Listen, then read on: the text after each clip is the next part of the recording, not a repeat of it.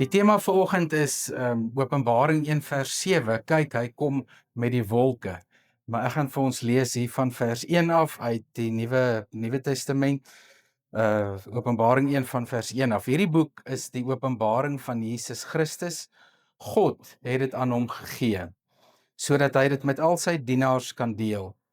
Dit gaan oor alles wat binnekort moet gebeur. Hy het aan my verduidelik toe hy sy engel na my toe gestuur het. En my naam is Johannes, ek is sy dienskneg. Hier volg my getuienis oor alles wat ek gesien het. Dit gaan oor die boodskap van God en oor die getuienis wat Jesus Christus bekend gemaak het. Gelukkig en bevoorreg is elkeen wat hierdie profesie lees en almal wat luister na hierdie profetiese woorde en almal wat gehoorsaam is aan alles wat hierin geskryf is, want die tyd is naby dat alles gaan gebeur. Let op. Christus gaan op die wolke terugkom na ons toe. Elke mens op aarde sal hom sien. Ook daardie mense sal hom sien wat hom aan die kruis vasgekap het. Al die stamme op aarde sal kla en huil, omdat hulle dan voor hom as regter moet verskyn. Verseker, dit alles gebeur. Dit sal gebeur. Ek is die Alfa en die Omega, die eerste en die laaste, sê die Here God. Dit is hy wat is, hy wat was en hy wat op pad is. Hy is die almagtige Here. En wanneer ons hierdie gedeelte saam lees vandag uit Openbaring 1, dan leer ons in die eerste plek van 'n toekomsvisie. Ons leer dat daar 'n toekomsperspektief is, en dit is een van die dinge wat ons as mense so maklik 'n gebrek aan kan hê, is om te sien wat in die toekoms gaan gebeur. Met die wêreld wat nog so bietjie meer deurmekaar geraak het, met Amerika wat betrokke geraak het in 'n geveg teen Iran en so aan, is daar nou meer as een geveg in die wêreld aan die gang. So die wêreld wat groter politiek betref raak te mekaar. In ons eie land is daar klomp dinge wat vir mense negatief stem en so aan. En dit kan baie maklik gebeur dat 'n mens voel, maar waarvoor lewe ons? Wat hou die toekoms dan nou vir ons in? As ons gaan kyk na die ontvangers van die boek Openbaring, dan sien ons dis die 7 gemeentes wat in Klein-Asië is, so in die weste van Turkye, lê hierdie 7 gemeentes. En hierdie 7 gemeentes kry natuurlik hierdie boodskap. En dis dan 'n boodskap wat universeel is vir die kerk van alle tye. En hierdie boodskap wat aan die kerk gerig word in hierdie tyd, waar hulle gesukkel het met sinvolle lewenstyl en gesukkel het met perspektief oor die toekoms en bekommerd was oor baie dinge, kom die Here Jesus en hy openbaar homself aan hierdie verskillende gemeentes. So ons sien dat daar in 7 gemeentes briewe geskryf is, en daarom beteken dit dat al hierdie gemeentes het die briewe gehoor. So die briewe is voorgeles aan al hierdie gemeentes, so ons kan dit ook op ons van toepassing maak. Maar dan kom Jesus en hy verskyn self op die toneel in hierdie openbaring. Hy praat met Johannes. Johannes sê hy is die ontvanger van die boodskap, hy kommunikeer dit net. Maar wanneer Jesus verskyn, dan verander alles. Wanneer Jesus op die toneel kom, dan verander insig en wysheid, en dan kry mens moed en 'n mens kry weer toekomsperspektief en jy kry weer sin en betekenis in die lewe. En dan lees ons dat Johannes vir ons baie duidelik sê dat Jesus die Alfa die Omega is, die A en die Z van die alfabet. Hy's die eerste, hy's die laaste, hy's die almagtige. Hy's die een wat was, hy's die een wat is, hy's die een wat kom. So bo alle tye, bo alle menslike perspektief van tyd en ruimte en dimensie, troon Jesus uit, en dis hy wat dan verskyn aan die gemeentes, want Johannes sien in hoofstuk 1 dan iemand soos 'n mens wat tussen die 7 lampe verbystap, en die 7 lampe is die gemeente. So die eerste ding wat ons moet onthou as kinders van die Here, is dat die Here Jesus Christus by ons is, dat hy in alle situasies by ons is, dat hy die een is wat vir ons in alle tye ook krag gee en inspireer, en dat hy die een is wat vir ons help om deur enige tipe situasie waarin ons onsself bevind te kan gaan. Want hy is die een wat lewe gee, hy is die een wat dood was, wat lewe. Hy sê vir Johannes ook, kyk, ek is nie meer dood nie, ek lewe nou. So Jesus, die een wat tot in alle ewigheid lewe, gee vir ons ook die ewige lewe. So Jesus ontmoet sy kerk in vandag. Hy ontmoet sy kerk hier en nou.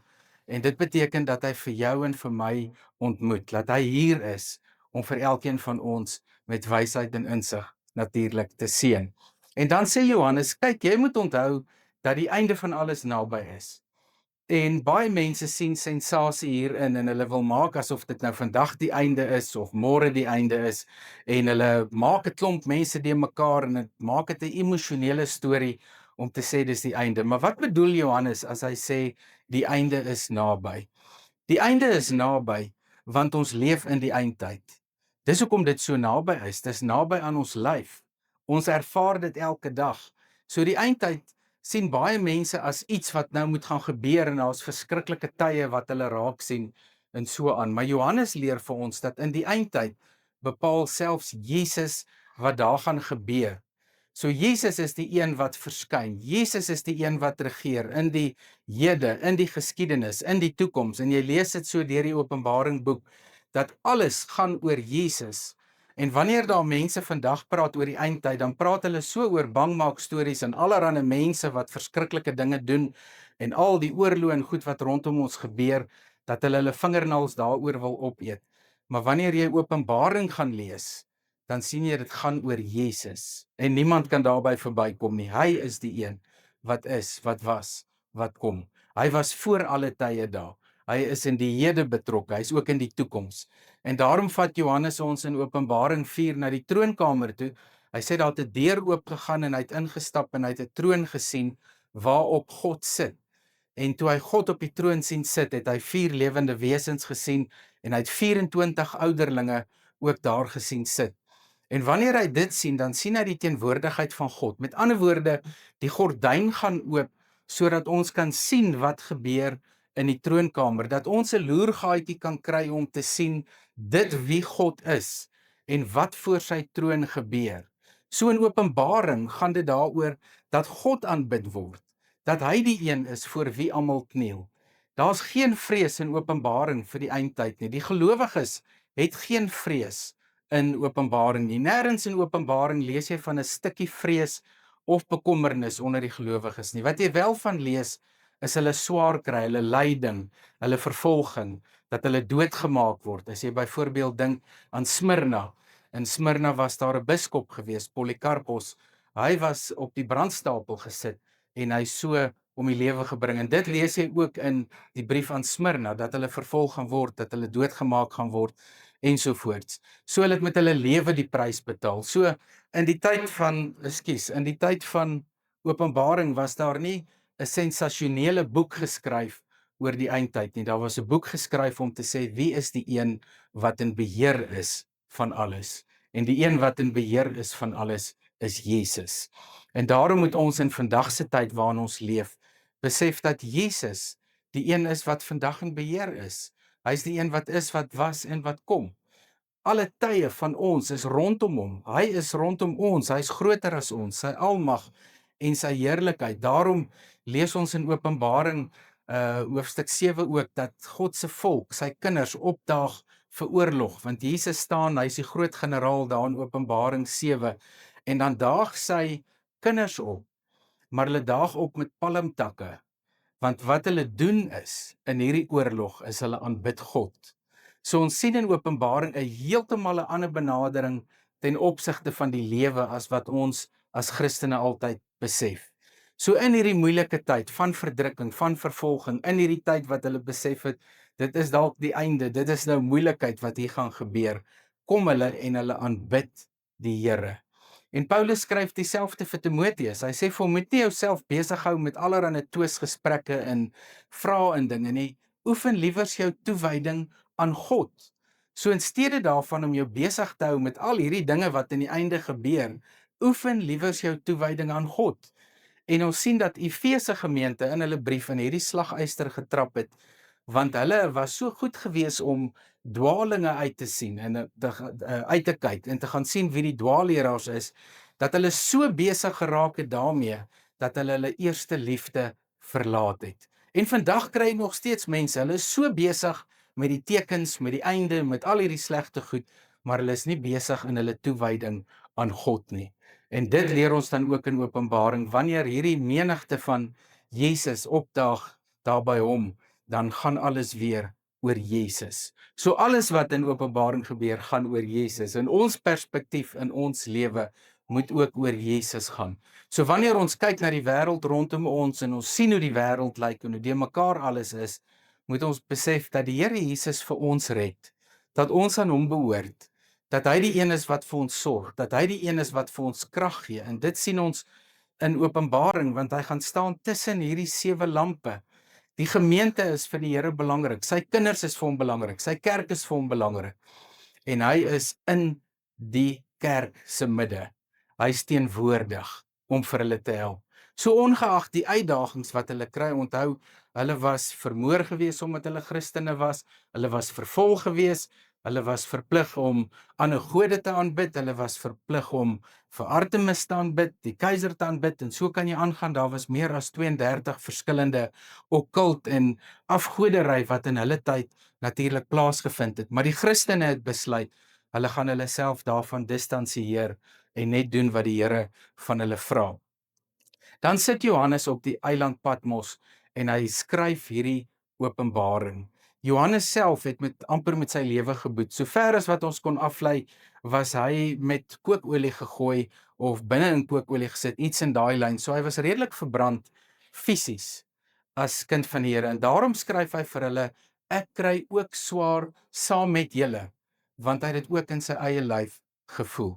Nou wat beteken dit vir ons dan vandag prakties? Dit beteken dat jy in jou lewe moet onthou dat jy 'n tempel van die Here is. Dis die eerste. Die tweede ding wat jy moet onthou is dat Jesus in jou lewe teenwoordig is.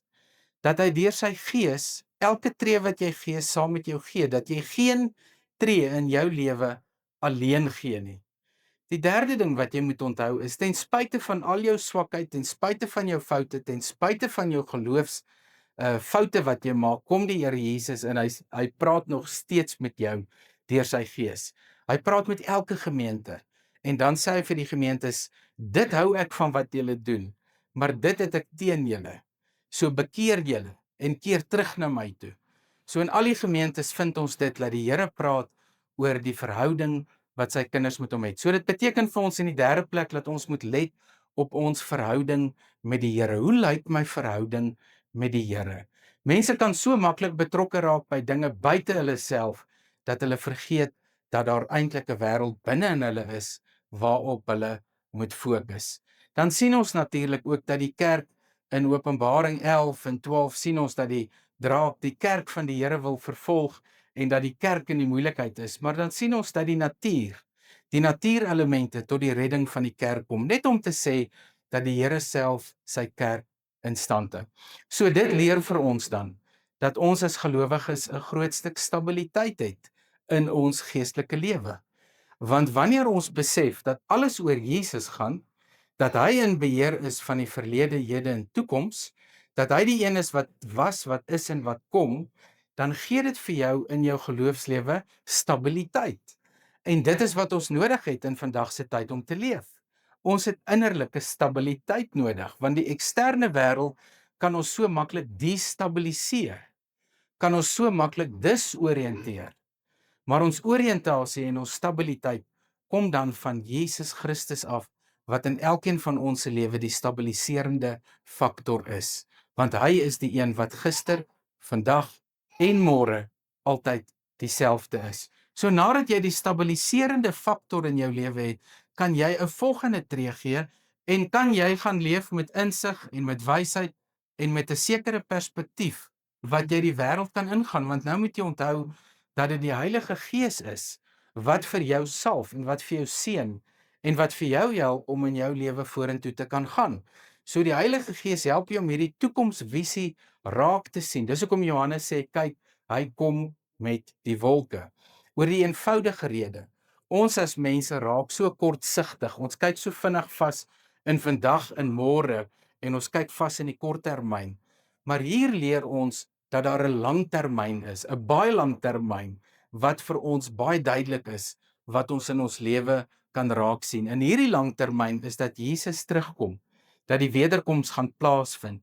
En baie mense is de mekaar, hulle verwar die eindtyd en die wederkoms met mekaar, want baie mense dink die eindtyd is die wederkoms, maar die wederkoms gaan plaasvind. Jesus gaan terugkeer en dan is die eindtyd verby wanneer Jesus kom.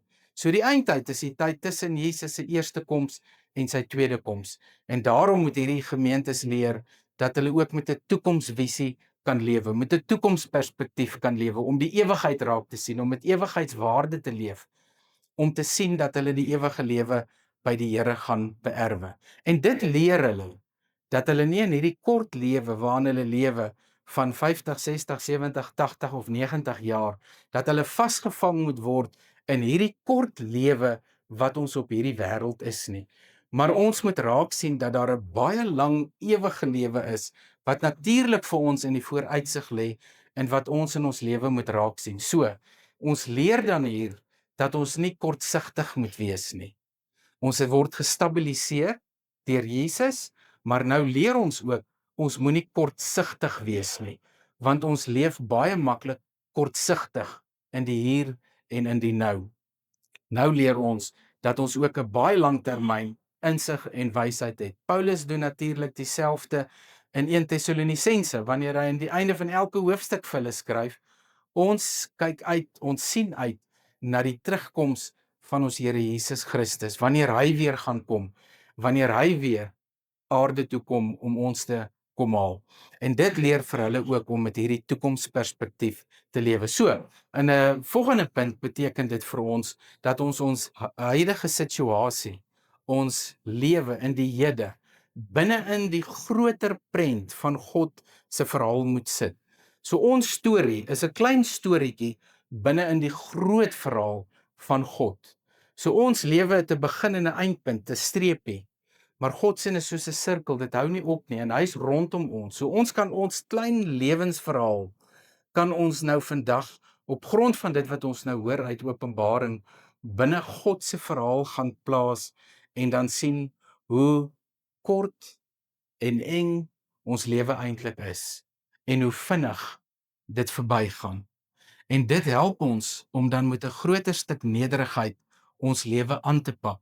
En wanneer ons kyk na die wêreld buite ons, kyk ons op 'n ander manier daarna. Ons kyk daarna deur die oë van die oorwinning van ons Here Jesus Christus. Hy wat dood was, lewe. En hy sê vir Johannes ook, kyk, ek is lewendig. Ek is nie meer dood nie. En kom ons gaan leef in hierdie week dan met hierdie in gedagte, dat ons weet, hy kom met die wolke. Ons het 'n toekomsperspektief en God se toekomsperspektief oorskadu ons toekomsperspektief. Die toekomsperspektief wat hy vir ons gee oorskadu ons hede, ons huidige situasie. Sy toekomsperspektief gee vir ons hoop en gee vir ons lewe. En kom ons gaan leef so in hierdie week met daardie wete.